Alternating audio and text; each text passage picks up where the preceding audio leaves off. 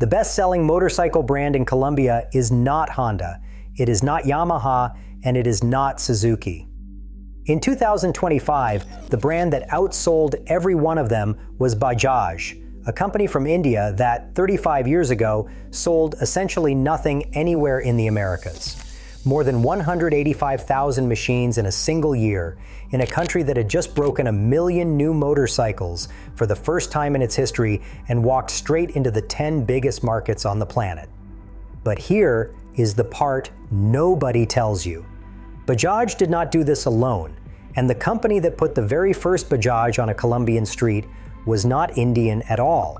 It was a family firm in Medellin called Auteco, the first company that ever built motorcycles in Colombia. And by long-standing accounts, the first motorcycles Auteco ever imported back in 1945 were American. They were called Indian. Auteco spent nearly 3 decades turning an unknown Indian brand into the #1 motorcycle in the country. Today, Auteco does not sell a single Bajaj. It got left behind, and we will get to exactly how. Because while all of this was happening, one of the largest motorcycle factories on Earth sat deep in the Amazon rainforest, in a Brazilian city called Manaus. It belonged to Honda, and it had been running since 1976. Then in 2024, the company that had spent years chipping away at Honda's dominance across the continent built its first ever factory outside India. Of all the cities on the planet it could have chosen, it chose Manaus, the same one. So how does a company with almost no presence here in 1990 end up beating Honda and Yamaha in their own hemisphere, carried into Colombia by a company that started out selling American Indian motorcycles and ending up building a factory in the very city Honda calls home? To understand that, you have to go back to a repair shop in Medellin and a decision Honda made about South America 50 years ago. If you ride, or you just like watching one empire quietly take another one apart, subscribe. This channel pulls apart a motorcycle story like this one every week, and this one has a twist even most Colombians do not know. Now back to Medellin. So what was Auteco, and why does a company most riders have never heard of sit at the center of this? Auto Técnica Colombiana, or Auteco for short, was founded in 1941 in Medellin, in the mountains of northern Colombia. It did not start as a manufacturer. It started the way half the motor trade started, selling spare parts and petrol. Then it began importing whole vehicles, American Indian motorcycles first, then Excelsior, then cars from Nash and Renault. In a country with almost no roads worth the name, Auteco was betting that Colombians would want to be mobile before the country was ready for it. In 1954, Auteco took on the Italian Lambretta scooter. Then in 1961, it received the first motorcycle manufacturing license the Colombian government ever granted. And the year after that, in 1962, it opened its own factory in Itagüí. That made Auteco the first company to actually build motorcycles in Colombia, the one that taught the country how to make the thing, not just buy it. Then, in 1972, Auteco signed the partnership that would define it for a generation. It began assembling Kawasaki motorcycles under license, a Colombian family firm building Japanese machines for a Colombian market that was just discovering it could not live without 2 wheels. For the next 2 decades, Kawasaki became one of the pillars of Auteco's business. Auteco was the door through which the motorcycle reached the ordinary Colombian, and for years, the bikes coming through that door were Japanese. And that is the detail that matters. When Bajaj finally arrived, it did not walk into an empty country. It walked into a country Auteco had already taught to ride, on Kawasaki's. So why would a company built on Japanese motorcycles suddenly bet on an unknown brand from India? By the early 1990s, Auteco had spotted an opening underneath much of the Japanese branded market. An extremely cheap, economical work motorcycle for the buyer counting every peso. And on the other side of the world, a company in Pune, India, was building exactly that. Bajaj Auto had spent decades making small, cheap, almost indestructible two-wheelers for a country with the same problem Colombia had, millions of people who needed transport and had almost no money to buy it. It was a strange match on paper. Most Colombians in 1990 had never heard the name Bajaj. It did not sound like a motorcycle, it sounded like nothing. But Auteco understood something the badge could not tell you. In a market where the bike is a tool, the name on the tank matters far less than the price on the sticker and the parts on the shelf. So Auteco brought Bajaj into Colombia and did what it did best. It assembled the bikes locally, it stocked the parts, it put them in front of the exact customer the Japanese had priced out. The delivery rider, the moto taxi driver, the farmer, the family buying its first motor vehicle of any kind. And it worked.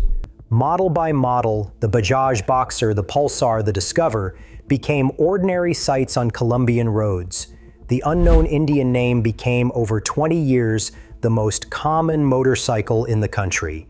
By the 2010s, Bajaj led the Colombian market outright, and Auteco, the company that had once been the country's Japanese importer, was now the machine that had made an Indian brand king. That should have been the end of the story. It was not.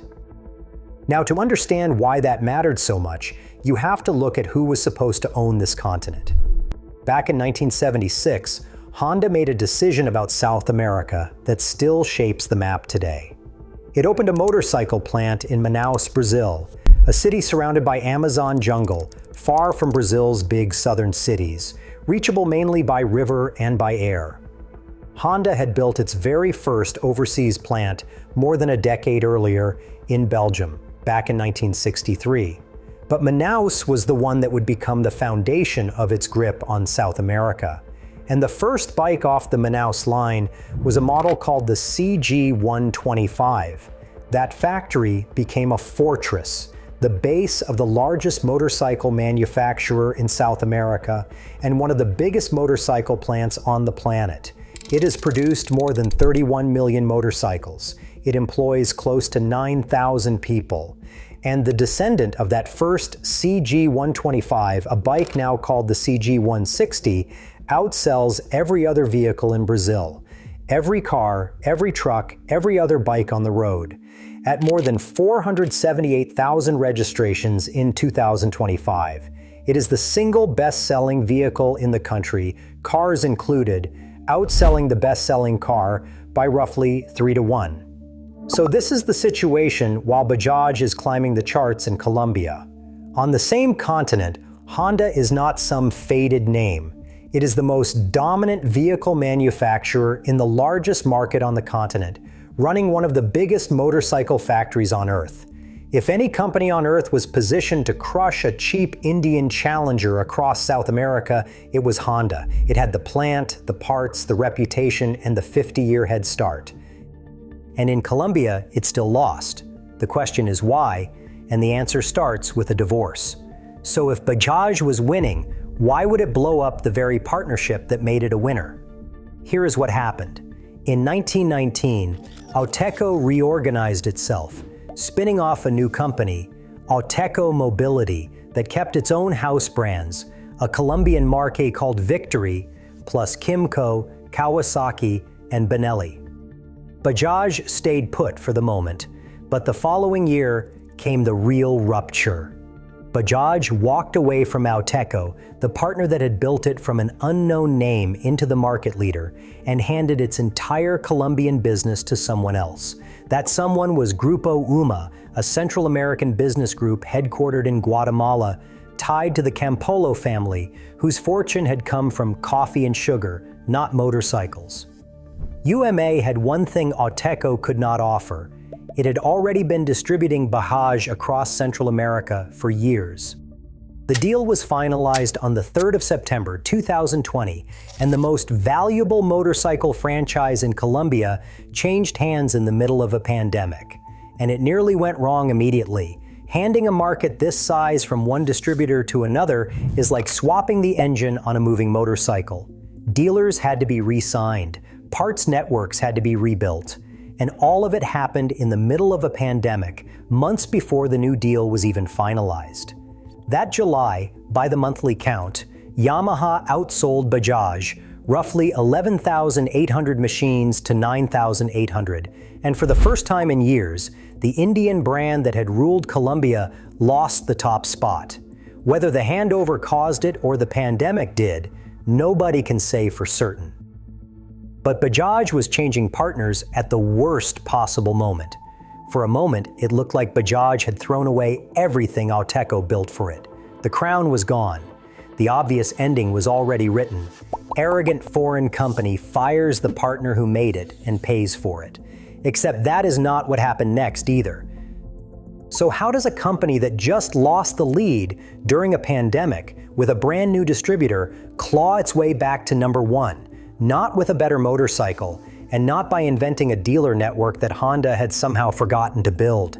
It clawed back by rebuilding Bajaj's entire distribution operation from the ground up astonishingly fast, right after losing the partner that had run it for decades.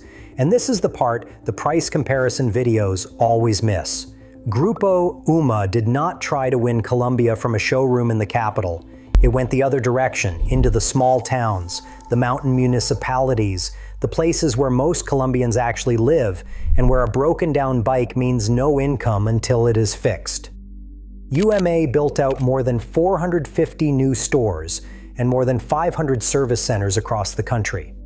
The pitch was simple, and it was ruthless. Wherever you break down, there is a Bajaj shop in the next town, with the part already on the shelf and a mechanic who knows the bike. For a delivery rider whose motorcycle is the difference between eating and not eating, that promise beats horsepower every single time. Then there was financing, the lever that actually moves metal in a country where most people cannot pay cash for a motorcycle. By 2025, roughly 5 out of every 10 motorcycles sold in Colombia were bought on credit.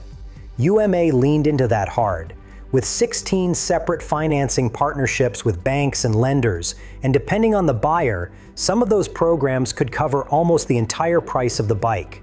Around 45% of the Bajaj UMA sold were bought on credit. Think about what that combination does. A cheap bike, a part in every small town, a mechanic who knows it, and a monthly payment a working rider can actually carry. That is a company doing something bigger than selling motorcycles. It understood the customer's whole life, the road, the fuel, the repair, the income, the loan, and it built its entire operation around that. But here is what makes this genuinely hard to explain. Honda was not sitting on the sidelines with nothing but a good bike and a famous badge. Its Colombian partner, Fenalca, had been assembling Honda motorcycles in Yumbo since 1982. Honda had something like 450 sales points across all 32 departments, hundreds of workshops, more than 1,000 spare parts stores, and it financed roughly 4 in 10 of its own bikes. Nearly everything the easy version of this story credits UMA with inventing, Honda already had. So the real question is not why Bajaj had a network and Honda did not. It is how Bajaj outsold a rival that was already doing almost everything right. And the answer is quieter than the price chart videos suggest. UMA rebuilt Bajaj's reach at incredible speed, kept the bikes brutally cheap to buy and to run, and doubled down on the small, low-powered workhorses Colombians were buying in enormous numbers. Bajaj did not beat Honda on the network. It beat Honda on price, on product mix, and on the momentum of the market's cheapest, most practical bikes. And UMA went one step further. It started putting Bajaj together on Colombian soil again, assembling the 3-wheeled cargo carriers at a free trade zone plant in Barranquilla, and knocked down motorcycle kits at another in Quindio. The brand was no longer just imported and sold. It was being built in the country, the way Auteco once built it, only now Auteco was on the outside looking in. It took until 2025, but Bajaj clawed all the way back to number 1, and by the time it got there, the whole shape of the market had changed. So what did the final standings actually look like? The 2025 results are worth reading slowly, because they say something bigger than India won.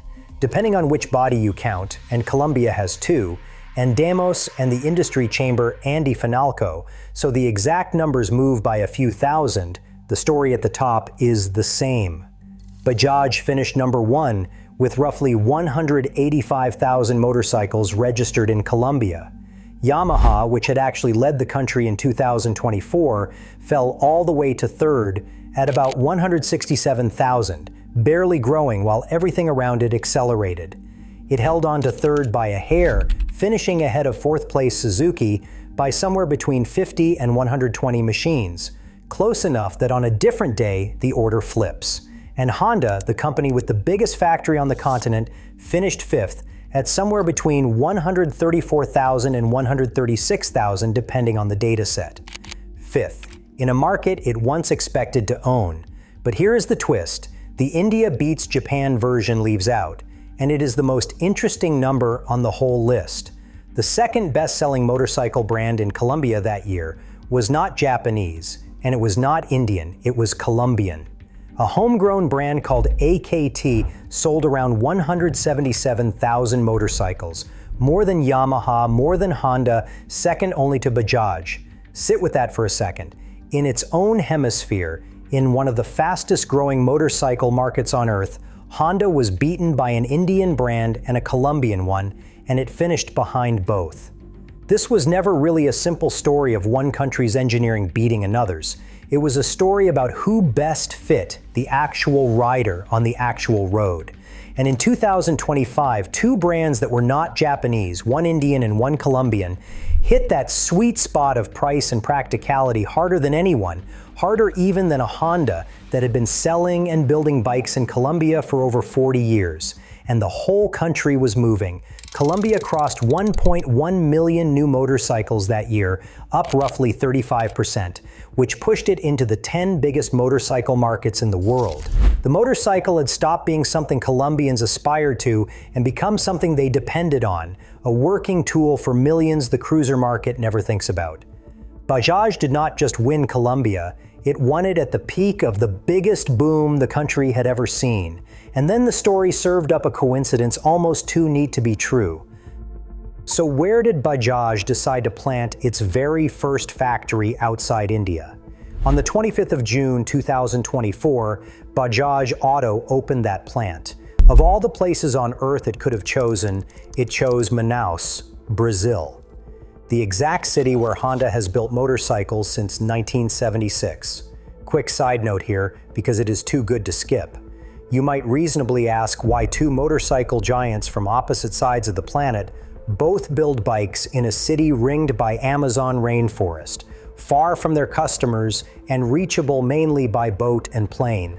The answer is not a grudge, it is a tax deal. Decades ago, Brazil created the Manaus Free Trade Zone, an industrial region carved into the jungle that hands companies enormous federal and state tax breaks, as long as they build there and meet its local production rules. Those incentives, plus an established supply chain and easy access to the biggest motorcycle market in the region, are the reasons Bajaj itself gave for choosing Manaus. Honda had picked it for much the same logic half a century earlier. That single fiscal decision is the reason a Japanese CG160 and an Indian Pulsar now roll off assembly lines within the same rainforest city. Two empires, one jungle, both chasing the same tax break. Bajaj's plant is tiny next to Honda's, around 9,600 square meters, opening with capacity for 20,000 motorcycles a year. It began by assembling the Dominar, Bajaj's larger sport model, and added the Pulsar in 2025. Within 2 years, Bajaj had expanded that capacity to roughly 50,000 bikes a year and pushed more than 60,000 machines out the door. By the time the plant opened, Bajaj's motorcycles were selling in 100 countries, and the company likes to call itself the world's favorite Indian. Still, Honda's Manaus operation produces well over 1 million bikes a year. On the raw numbers, this is a mouse setting up shop next to an elephant. So no, Bajaj almost certainly did not build in Manaus to taunt Honda. It built there for the same cold economics that put Honda there first. But the symbolism is impossible to ignore. The company that arrived in South America through a licensee in Medellin with a name nobody could pronounce had just planted its first ever foreign factory in the city that anchors its biggest rival's empire. History does not usually rhyme this cleanly. Now, here is where a lot of videos would take a victory lap and tell you Honda is finished and India has won South America. That is not the honest version, because in Brazil, the largest motorcycle market in Latin America, Honda is not slipping at all. The CG160 is the best-selling vehicle in the entire country.